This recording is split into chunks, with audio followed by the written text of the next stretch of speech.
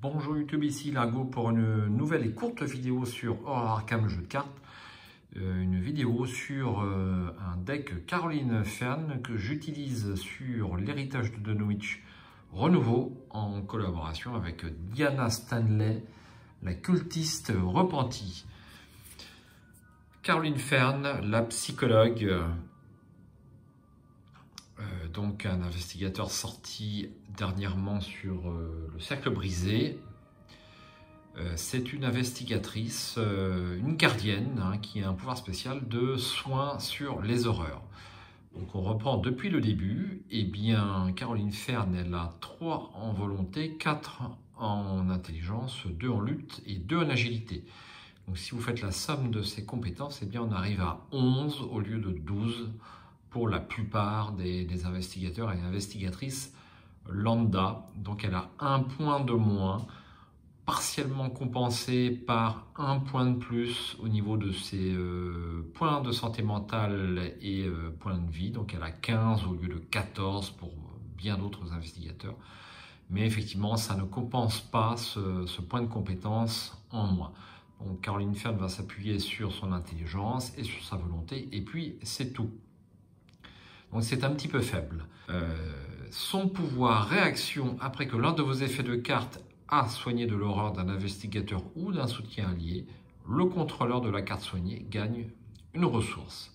Le gain d'une ressource à chaque fois qu'on fait un soin peut paraître assez faible. C'est vrai que sur un tour de jeu, peut-être qu'on va faire un soin, parfois 2, mais pas plus. Donc on va dire qu'en moyenne, peut-être on aura un soin. Et donc ça fera une ressource. C'est pas non plus quelque chose d'extraordinaire de gagner 2 ressources au lieu d'une au cours d'un tour de jeu. Néanmoins, le soin d'horreur mentale, c'est quelque chose d'assez puissant puisque la plupart des cartes traîtrises vont vous infliger en punition des dégâts mentaux.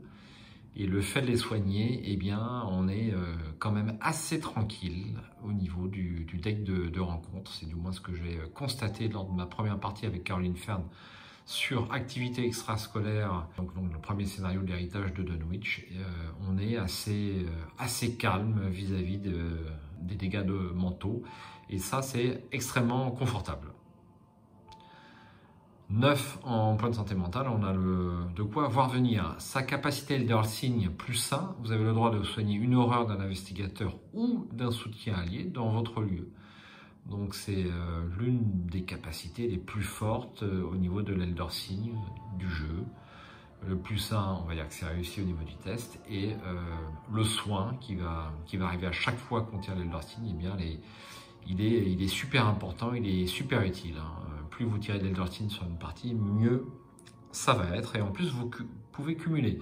C'est-à-dire que si vous soignez une horreur d'un investigateur ou d'un soutien allié dans votre jeu, vous allez pouvoir faire la première réaction et gagner une ressource. Donc c'est quand même super cool.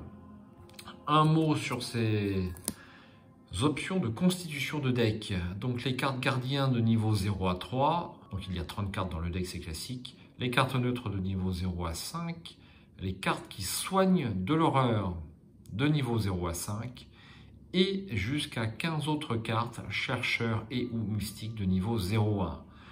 Donc ça laisse quand même une capacité de construction de deck qui est quand même très importante, puisque sur 3 classes, on peut avoir les cartes de niveau 0 à 1, et sur une classe, la classe gardien, jusqu'à 3. Et toutes les cartes neutres, toutes les cartes soins d'horreur, donc ça laisse quand même un champ de possibilités assez important. Au niveau de la restriction, donc on n'a pas de carte arme de niveau 1 à 5. Donc pour un gardien, c'est un petit peu bizarre, c'est vrai. Mais c'est une psychologue, et puis elle n'a que 2 en lutte. Donc de toute façon, c'est un petit peu compliqué de lui mettre des cartes armes, tout au moins pour celles de premier niveau. Au niveau des exigences du deck, donc on a thérapie par l'hypnose et pensée rationnelle au niveau de ces cartes signature. Donc thérapie par l'hypnose, une carte qui vaut 2 ressources avec 3 icônes, volonté, intelligence et joker. Pour une action, incliner thérapie par l'hypnose, effectuer un test d'intelligence à 2. En cas de réussite, soignez une horreur d'un investigateur dans votre lieu. Ensuite, cet investigateur a le droit de piocher une carte. Si vous rajoutez à cette compétence celle de sa capacité de base, donc ça se cumule aussi, eh bien, le contrôleur de la carte soignée va en plus gagner une ressource. Donc c'est vraiment extrêmement puissant. Réaction, après que l'effet d'une autre carte a soigné de l'horreur d'un investigateur, incliné thérapie par l'hypnose, cet effet soigne une horreur supplémentaire. Donc ça va booster vos autres cartes de soins sans dépenser d'action. Donc c'est fantastique. Inversement à la carte signature, eh bien, vous avez la carte traîtrise qui est malheureusement assez importante. Révélation, mettez en jeu pensée rationnelle dans votre zone de menace avec 4 horreurs dessus. Les horreurs sur pensée rationnelle peuvent être soignées comme si elles étaient sur Caroline Fern. S'il n'y a aucune horreur sur pensée rationnelle, défaussez-la. Vous ne pouvez pas soigner d'horreur sur des cartes autres que pensée rationnelle. Vous ne pouvez pas gagner de ressources grâce à la capacité réaction de Caroline Fern. Donc 4 horreurs sur pensée rationnelle, c'est beaucoup. Souvent, pas tout le temps, mais souvent, vous n'allez soigner qu'une seule horreur à la fois. Il y a des exceptions, c'est vrai, mais c'est souvent qu'une seule horreur à la fois. Et en théorie, ça peut vous faire perdre jusqu'à 4 actions, voire plus si c'est des soins avec test. Donc ça peut vous faire perdre beaucoup de temps, cette pensée rationnelle. Pour la racheter, je dirais que si vous la tirez en dernière partie, en dernier tour ou avant-dernier tour de jeu dans le scénario, eh bien, votre souci sera peut-être d'avoir des indices et non de soigner. D'un autre côté, cette carte ne vous fait pas perdre d'action de façon obligatoire, ne vous fait pas de dégâts de façon obligatoire ou d'autres néfastes de façon obligatoire. Si vous n'avez pas besoin de soigner, eh bien, pensée rationnelle ne va pas vous gêner beaucoup. Donc ça peut parfois bien oublier, si j'ose dire. Alors passons au deck en lui-même. Donc là vous voyez ma petite carte traîtrise que j'ai tirée par la campagne. Donc, je ne reviens pas sur Amnésie, je ne l'aime pas, je n'aime pas me défausser de mes cartes sur ce jeu, c'est terrible. Mais bon, il faudra que j'y passe. Alors je vais commencer par les soutiens. Et dans les soutiens, je vais commencer par les alliés. Donc j'ai Peter Sylvestre, le légendaire Peter Sylvestre, la vedette du campus, que tout le monde connaît très très bien. Donc réaction, après la fin de votre tour, soignez une horreur de Peter Sylvestre. Donc cet effet va fonctionner avec la capacité de Caroline Fern. Donc en pratique, vous pouvez soigner une horreur et tirer une ressource dans le même temps, c'est super sympa. D'un autre côté, le plus 1 en agilité pour Caroline ne m'intéresse pas du tout. C'est pour ça que je ne l'ai mis qu'en un seul exemplaire. Mon allié principal, ça sera Alice Luxley. Donc je vais jouer avec Diana Stanley, la cultiste repentie. Donc ça ne sera pas moi le combattant, ça sera Diana. Et donc j'espère, avec Alice, en réaction, après que vous ayez découvert un indice, inclinez Alice Luxley, infligez un dégât à un ennemi dans votre lieu. Donc Alice, elle est chère, 4, c'est beaucoup, seulement 2 points de vie, 2 points de santé mentale, c'est pas exceptionnel. Vous avez le plus 1 en intelligence, mais pour l'instant, j'ai eu un petit peu de difficulté avec Alice Luxley, mais j'espère révéler son plein potentiel sur l'héritage de Dunwich, notamment avec les engoulevents. Vous avez un engoulevent dans le lieu, il est distant, eh bien, vous pouvez lui ôter son point de vie directement en découvrant un indice. C'est super intéressant. Surtout pour les engoulevents, mais aussi pour tous les ennemis distants, bien entendu.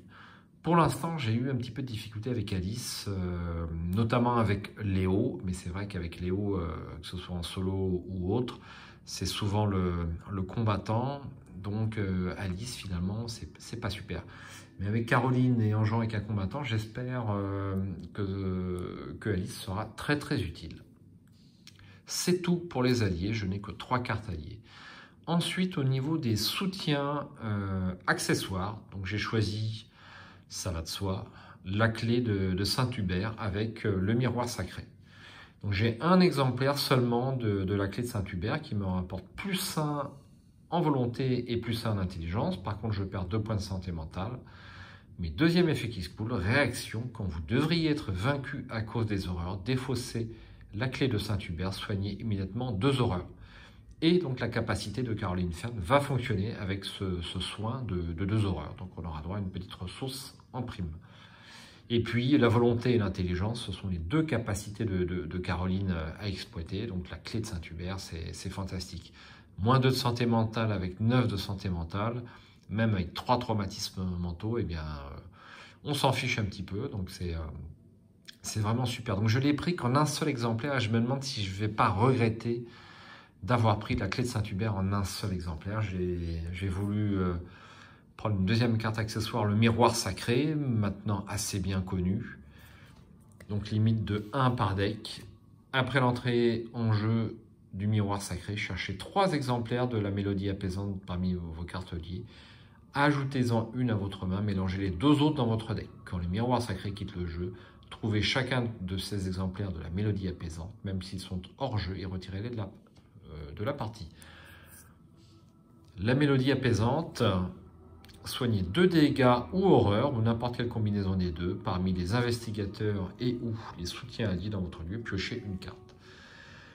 Donc ça va me permettre de gagner, de piocher une carte, de soigner et de tirer une ressource avec la capacité de Caroline Fern. Je suis un peu sceptique. Est-ce que je ne vais pas regretter de me reposer uniquement sur la clé de Saint-Hubert? Le plus 1 en volonté, plus 1 en intelligence, c'est quand même fantastique. Je vais voir si je ne vais pas regretter ce choix. Donc les mélodies apaisantes, vous en avez une. Il faut tirer les 2 autres dans le deck. Elles ne sont pas forcées de sortir. Bon, à voir. C'est peut-être une erreur. On verra. Ensuite, au niveau des soutiens, eh bien, le désormais classique nécessaire à empreinte digitale. C'est un objet qui a une utilisation de 3 provisions. Pour une action, inclinez le nécessaire à empreinte digitale et dépensez une provision. Enquêtez, vous gagnez plus 1 pour cette enquête. En cas de réussite, découvrez un indice supplémentaire dans votre lieu. C'est un objet qui utilise une main, donc c'est un petit handicap, mais plus 1 d'intelligence et plus 1 d'indice, hein, le nécessaire en empreinte. Même s'il est cher, j'espère ne pas avoir de problème de ressources avec Caroline Fern, puisque je n'ai pas pris de planque ou de choses comme ça, en plus de sa capacité de ressources. Moi, je trouve que les planques, c'est toujours une perte de temps terrible. Il faut poser la carte, ça perd une action. Il faut la piocher. Je n'aime pas les planques, en fait. Ça vaut 4, c'est cher, mais ça vaut le coup. Donc, j'ai pris en 2 exemplaires. Ensuite, l'appareil de photo à soufflet. Maintenant, encore un classique. Donc ça, on remarque que c'est 2 cartes du cercle brisé. C'est vrai que c'est des cartes assez récentes. Elles sont quand même super utiles. Ça vaut le coup de les avoir. Donc l'appareil photo n'est pas cher, mais il faut le tirer si possible en fin de partie ou dans le premier tiers de partie, parce que c'est une carte qui va prendre son envol en vidant les lieux d'indices. Réaction, après que le dernier indice de votre lieu ait été découvert, placez une ressource près dans la réserve de pions sur cette carte en tant que preuve. Limite d'1 fois par partie pour chaque lieu. Tant que l'appareil photo à soufflet a au moins une preuve, vous gagnez plus 1 en volonté, au moins 2 preuves, plus 1 en intelligence, au moins 3 preuves, plus 1 en santé mentale. Et tout ça est bien entendu cumulatif. Donc l'appareil photo, il n'est pas cher, hein.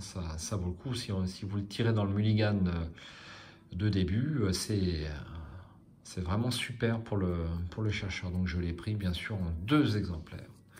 Ensuite, en un seul exemplaire, eh j'ai pris une petite loupe parce que je n'ai pas 3 mains. Voilà, j'ai fait un choix. Je n'ai pris qu'en un seul exemplaire. À voir. Donc là, je ne reviens pas dessus. C'est une carte de la boîte de base. Ensuite, une carte dont j'ai pas trop l'habitude, mais qui est maintenant un classique, c'est Travail de terrain. Réaction après vous être déplacé vers un lieu. Si ce lieu a au moins un indice sur lui, incliné travail de terrain, vous gagnez 2 à votre valeur de compétence pour le prochain test de compétence que vous effectuez à cette phase. Super puissant pour le chercheur. Ça fait très fréquemment un bonus de 2 à chaque déplacement. Souvent, on va dire. Et franchement, Mon collègue Jérôme s'en sert souvent, et bien je crois que je vais faire pareil, hein, c'est pas cher. Il y a juste l'icône d'agilité qui ne va pas me servir avec Caroline.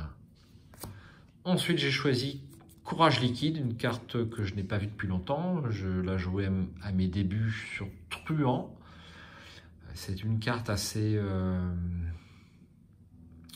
elle a 4 provisions, c'est pas mal. Mais c'est assez lent hein, pour soigner les horreurs. Mais là, avec Caroline, forcément, c'est très intéressant puisque donc, pour une action, dépensez une provision, choisissez un investigateur dans votre lieu et soignez-le de une horreur. Ensuite, cet investigateur effectue un test de volonté à 2.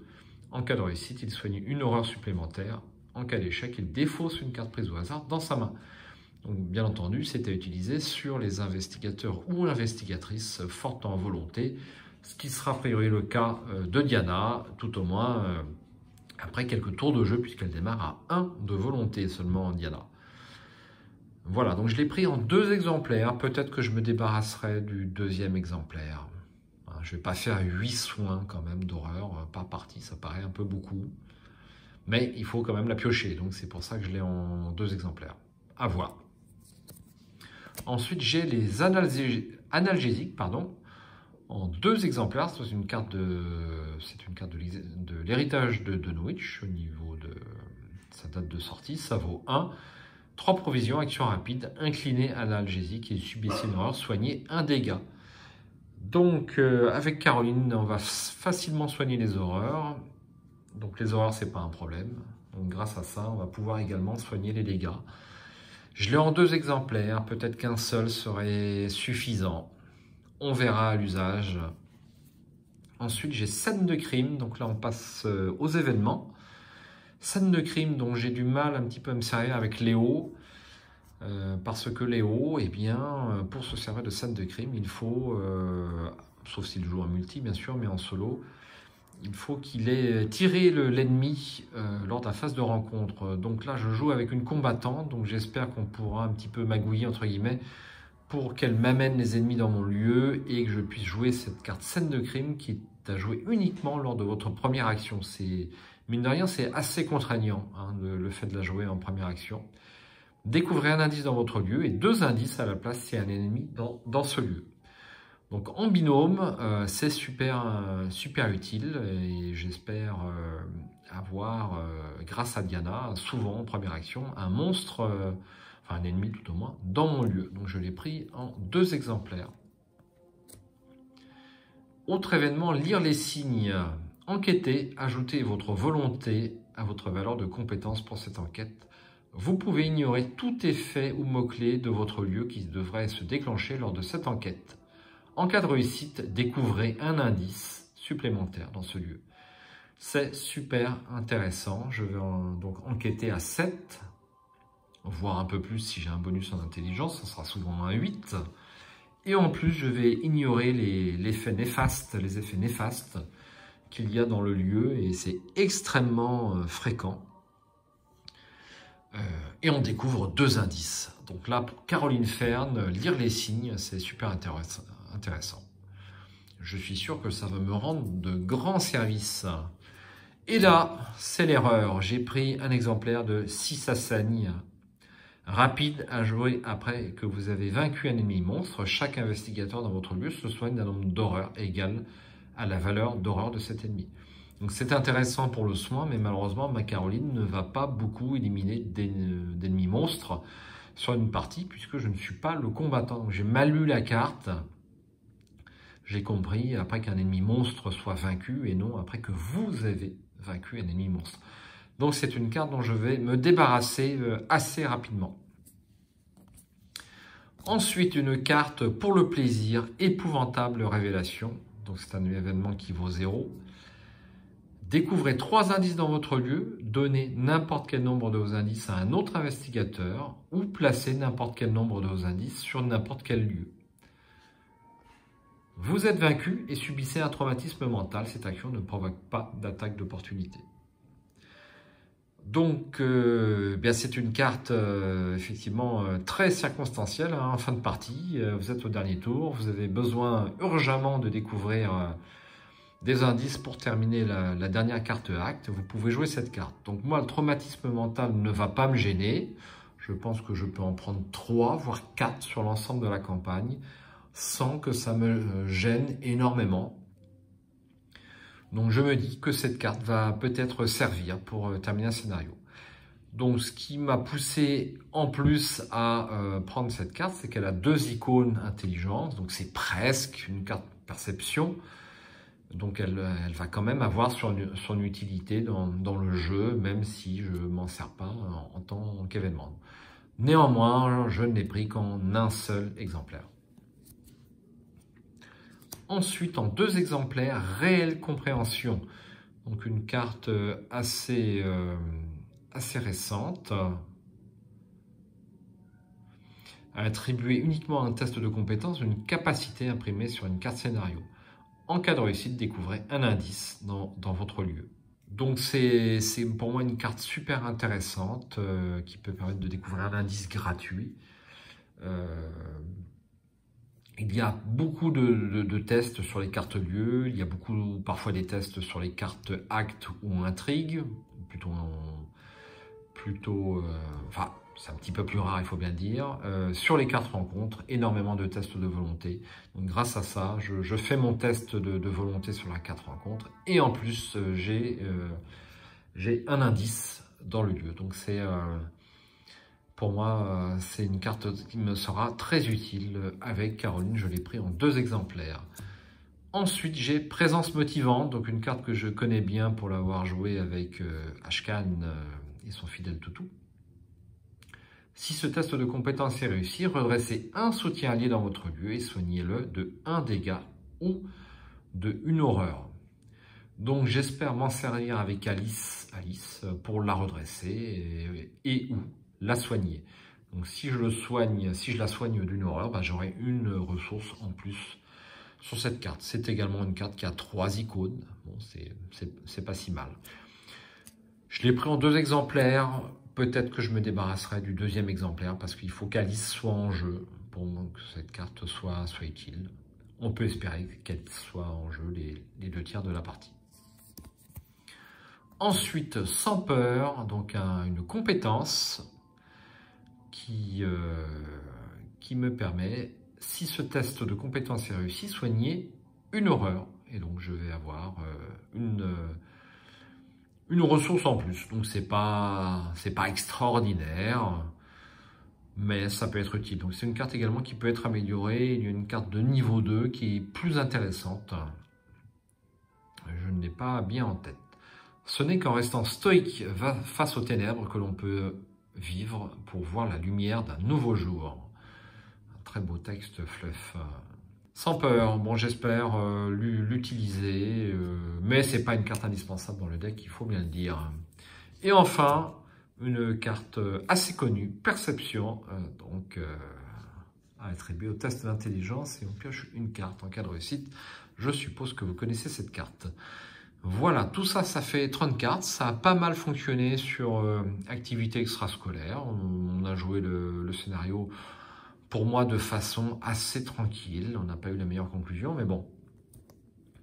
Je suis pour l'instant très content de jouer ce deck. Et c'est très agréable à jouer, Caroline Fern. Ça change beaucoup des autres investigateurs et notamment des autres gardiens, hein, avec les sempiternelles armes. On est à un sac à point d'horreur, c'est super sympa. Je suis très impatient de jouer le 2e scénario et même tout le reste de la campagne pour tout vous dire. Donc avec la banque gagne toujours et le gang O'Banion, c'est pour très très bientôt. Vraiment j'ai pris beaucoup de plaisir à jouer Caroline Fern, j'espère que ça va durer. Et puis le couple Diana-Caroline sort un petit peu de l'ordinaire et c'est très sympa. Je vous le recommande vivement et puis peut-être d'aller voir les parties qui seront bientôt en ligne avec ce couple d'investigatrices. C'est tout pour cette analyse de deck. Si vous avez des remarques dessus, que ce soit en bien, surtout en bien, mais aussi en mal, parce que je ne suis pas un très très grand technicien des decks, hein. Moi je suis quand même pas un expert, on a des bien meilleurs joueurs. Donc si c'est dit avec courtoisie, n'hésitez pas bien sûr, à me faire part de vos remarques. J'y répondrai avec plaisir et puis peut-être que ça me permettra de corriger mon deck au cours de la campagne. À bientôt sur Horror Arkham, le jeu de cartes, ce jeu fantastique. Et puis bien sûr sur la chaîne Arkham TV et le monde ludique. À ciao, bonsoir.